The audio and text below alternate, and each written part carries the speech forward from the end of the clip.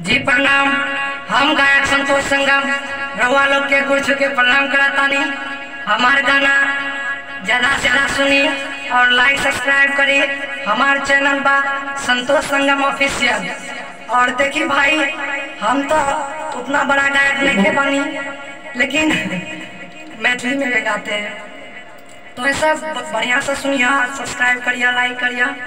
और अभी आयल हल्का में काजू म्यूजिक सेंटर, जे कि अभी घर से हमरा सपोर्ट नहीं करे कोई। हमार भाई अच्छा से बड़ा भाई और रोशन था, ओकरो भी एक सपना है कि वो भी गायक बनते, लेकिन हम ही निकल गए। तो वो भी ऐसे हमारे सपोर्ट में पूरा लागल है, देखावे छे। तो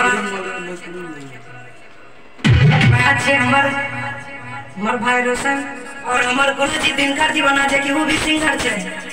यूट्यूब पर जाके भी सर्च करिए दिनकर दीवाना जी।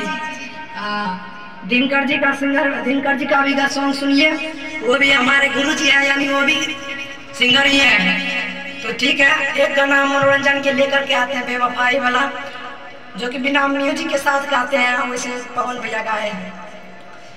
केहू दुनिया में नहीं है तोहरा सिवा, केहू दुनिया में नहीं है तोहरा सिवा,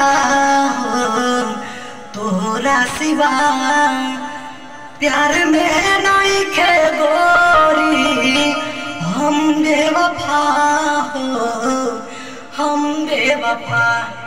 ये गाना हमरा बहुत अच्छा लगे छे। केहू दुनिया में नहीं खे तोहरा सिवा हो, तोहरा सिवा प्यार में नहीं खे गोरी। हम बेवफा, चाहे बतिया तू माना मत माना हो, चाहे बतिया तू माना मत माना हो, प्यार में नहीं खे गोरी। हम बेवफा।